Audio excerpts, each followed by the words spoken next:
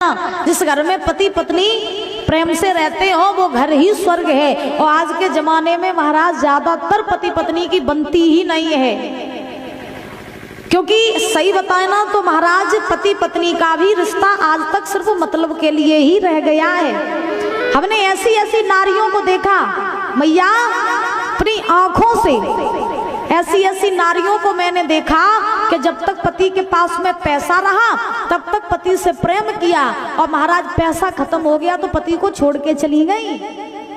ऐसी ऐसी नारियों को देखा, लेकिन ऐसा स्वभाव नहीं होना चाहिए। पहले के जमाने में पता है क्या होता था? पहले के जमाने, यहाँ खैर लिखड़ी गांव में यहाँ तो सब प्रेम से ही रहते हैं, हमें दिखता है। अब कहीं महाराज कोई दुखी बैठे हो तो भैया हम नहीं जानते हैं, लेकिन ज्यादातर महाराज सब में बनती होगी शायद। हाँ, तो पहले के जमाने में क्या होता था कि पति पत्नी जो होते थे एक दूसरे के कंधे से कंधा मिला करके चलते थे, एक दूसरे का दुख बांटते थे। और आज के जमाने में महाराज मॉडल जमाने की आ जाती हैं तो पति के ऊपर गरीबी आ जाए तो पति को छोड़ के ही चली जाती है। हाँ, ऐसा जमाना आ गया है महाराज। तो परीक्षित लाल अपनी पत्नी से बड़ा प्रेम करते हैं। धीरे धीरे समय बीता। एक दिन परीक्षित जी ने नवलदे से कहा, हे रानी बहुत दिन हो गए हम कहीं बाहर नहीं गए घूमने के लिए, तो आज मैं कहीं बाहर भ्रमण करने के लिए जाना चाहता हूँ, जंगल में मैं शिकार खेलने के लिए जाना चाहता हूँ। तो नवलदे ने कहा ठीक है चले जाओ। तो परीक्षित लाल घोड़े पर सवार हुए, जंगल में पहुंचे। जंगल में जाकर के शिकार ढूंढने लगे महाराज। जैसे ही शिकार ढूंढने लगे तो परीक्षित जी को शिकार तो कोई नहीं मिला, लेकिन जंगल में परीक्षित लाल ने एक दृश्य देखा। क्या दृश्य देखा? परीक्षित जी ने देखा कि एक गाय रोती हुई, भागती हुई, चिल्लाती हुई महाराज परीक्षित जी के पास से निकली और कहती जा रही है कि मुझे कोई बचा लो, मेरी कोई मदद कर दो। और महाराज परीक्षित जी के पास से होकर के गुजरी। उस गाय के पीछे एक महाराज बैल, एक पैर का श्वेत रंग का बैल, वो भी भागता हुआ रोता हुआ महाराज आज मदद की गुहाई करता हुआ वो भी भाग रहा है। गाय और बैल के पीछे एक शूद्र हाथ में डंडा लेकर के काला भेष धारण किए महाराज गाय बैल को मारता हुआ भाग रहा है। अब जैसे ही परीक्षित जी ने उस गाय को रोते हुए देखा, परीक्षित लाल ने रोका, बोले माँ आप कौन हैं? कृपया करके अपना मुझे परिचय दीजिए। आप कोई साधारण गाय तो नहीं हो सकती हैं, आप मनुष्यों की तरह बात कर रही हैं, मनुष्यों की तरह बोल रही हैं, तो आप मुझे बताइए आप कौन हैं? गाय ने कहा आप परीक्षित हो ना? बोले हाँ। तो गाय ने कहा मैं हूं पृथ्वी। कौन हूं? पृथ्वी।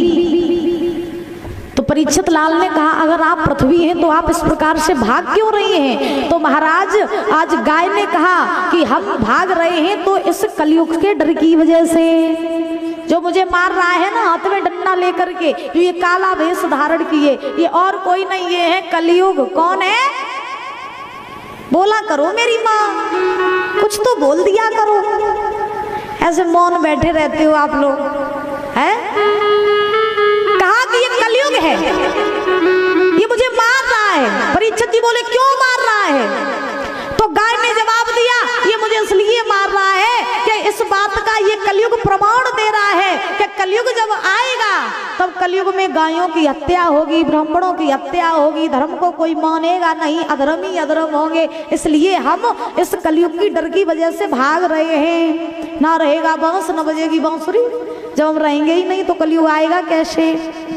तो इसलिए हम भाग रहे हैं। तो परीक्षित जी ने कहा इसका मतलब ये है कि कलयुग में पाप होंगे? पृथ्वी ने कहा हाँ पाप होंगे। और पृथ्वी ने कहा कि हे परीक्षित लाल मैं मनुष्यों का हर भार सहन कर सकती हूँ, लेकिन मैं पाप का भार सहन नहीं कर सकती हूँ।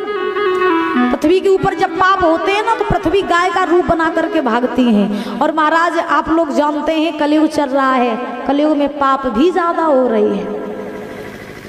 आजकल लोग महाराज जीवों को मार के खा रहे हैं, ये क्या है? ये पाप ही तो है। आजकल लड़का महाराज शराब के नशे में आ रहा है, बाप को मार रहा, माँ को मार रहा, ये पाप ही तो है। और महाराज कहा तो यहाँ तक जाता है कि कभी कहते हैं जहाँ देखो गाय की हत्या हो रही है, जहाँ देखो ब्राह्मणों की हत्या हो रही है, आज की दुनिया में सच्चा कोई नहीं है, झूठे सब है। और सच्चाई बताए ना तो महाराज आज के कलयुग में झूठ की पूजा हो रही है लेकिन सत्य की पूजा नहीं हो रही है। आज के कलयुग में जहाँ ढोंग है वहाँ सब जाते हैं और जहाँ सच्चाई है वहाँ कोई नहीं जाता है। ये कभी कहते हैं मेरे मालिक कहाँ सो रहा है, तेरी दुनिया में क्या हो रहा है, तेरी दुनिया में क्या हो रहा है।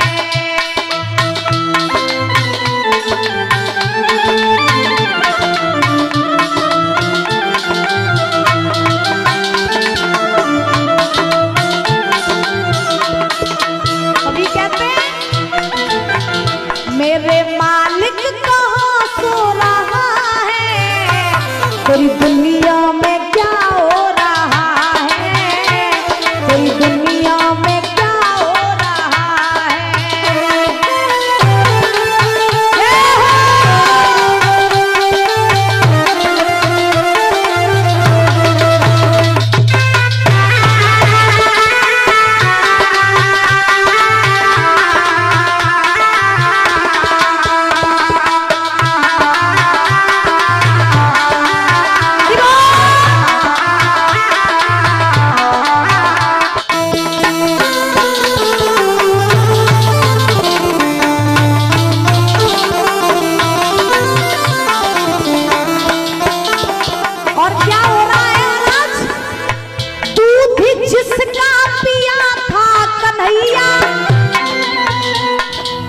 रोड पर मार खाती वो गैया,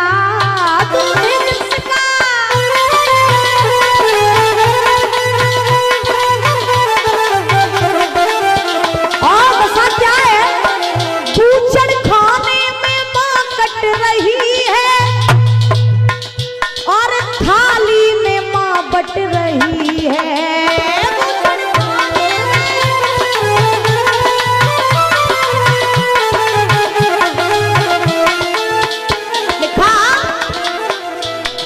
जिसका पिया था कन्हैया, रोड पर मार खाती वो गैया, बूचड़ खाने में माँ कट रही है और थाली में माँ बट रही है। आज के जमाने में इंसान गायों को मार के खाता है महाराज, गायों के मांस को खाता है।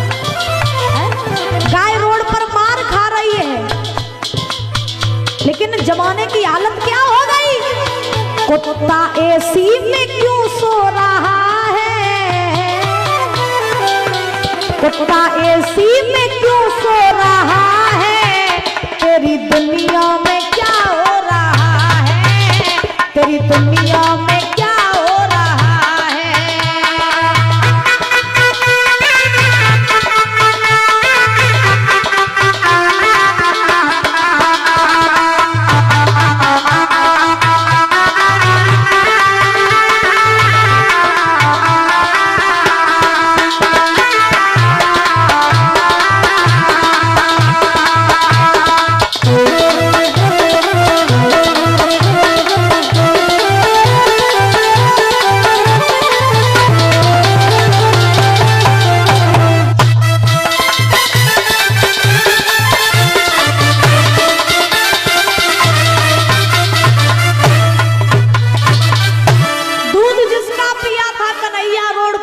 खाती वो गैया, बूचड़ खाने में माँ कट रही है, थाली में माँ बट रही है, कुत्ता एसी में क्यों सो रहा है, तेरी दुनिया में क्या हो रहा है। जिस गाय को माँ मानते हैं, जिस गाय में सभी देवी देवताओं का वास है, वो रोड पर मार खा रही है। और देखो महाराज, कुत्ता एसी वाली गाड़ियों में घूम रहे हैं, बढ़िया मखमल गद्दे पे महाराज सो रहे हैं। कुत्ते दूध रबड़ी उड़ा रहे हैं। आजकल महाराज देखो, इंसानों के लिए दूध रबड़ी नहीं है महाराज, सेठ जी के पिल्ला दूध रबड़ी खा रहे हैं। अब इनसे पूछा जाए कुत्ते पालने से क्या होता है?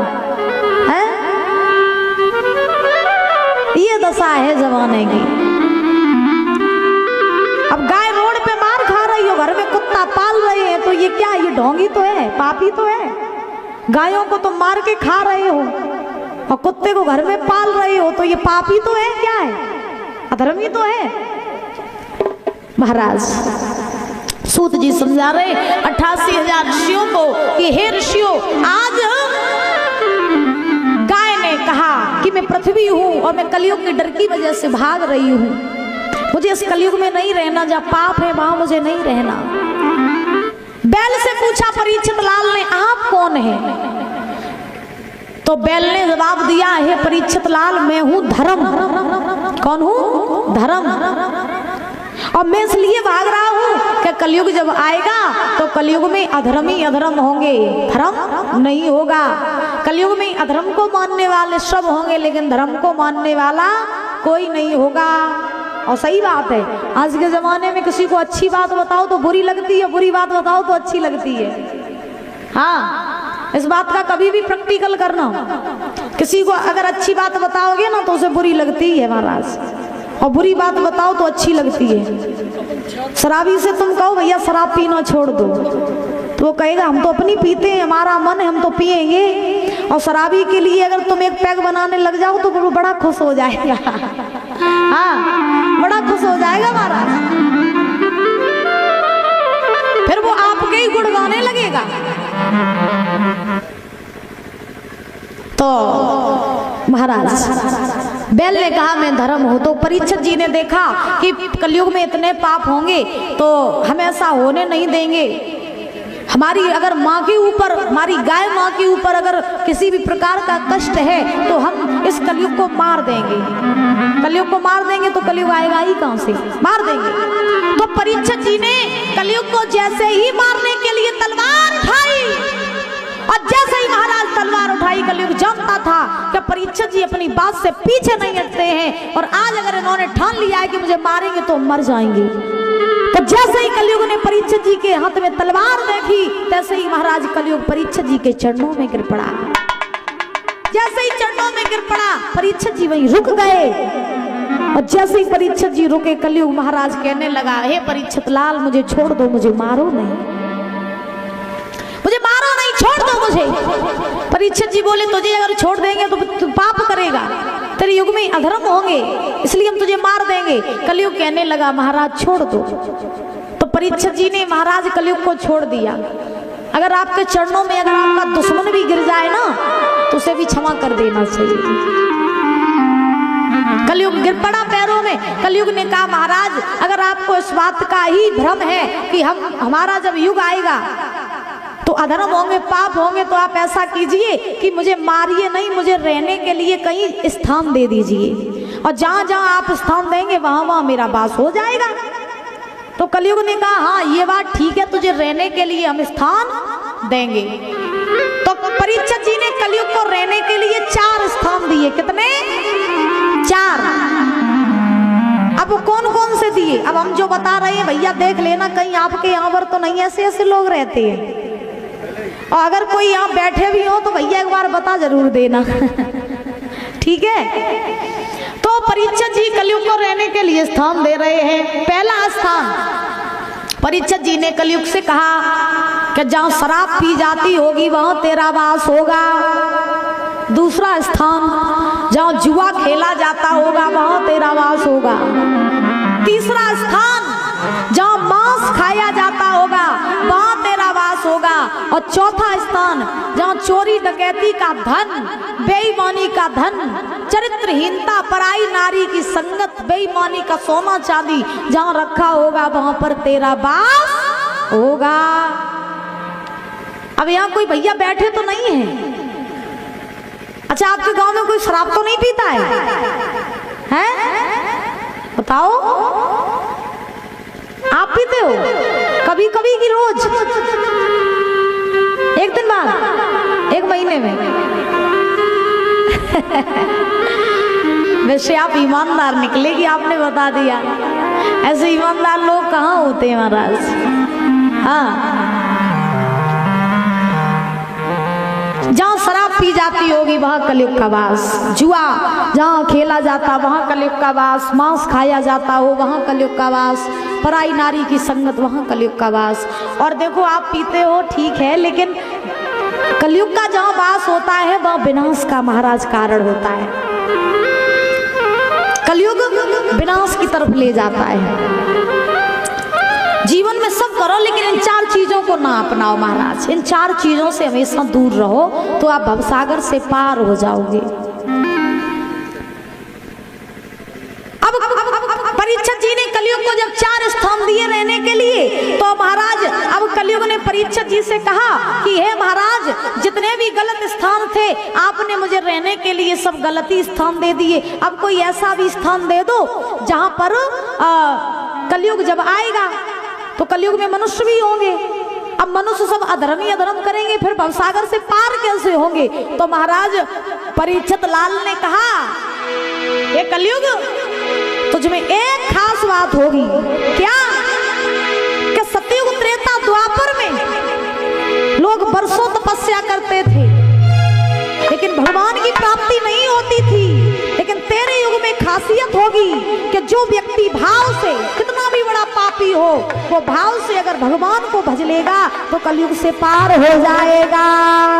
बड़ी परीक्षित लाल की। इसीलिए बाबा जी कहते हैं कि कलयुग केवल और नाम आधारा, और सुमेरा सुमेरा नर उतरहि पारा।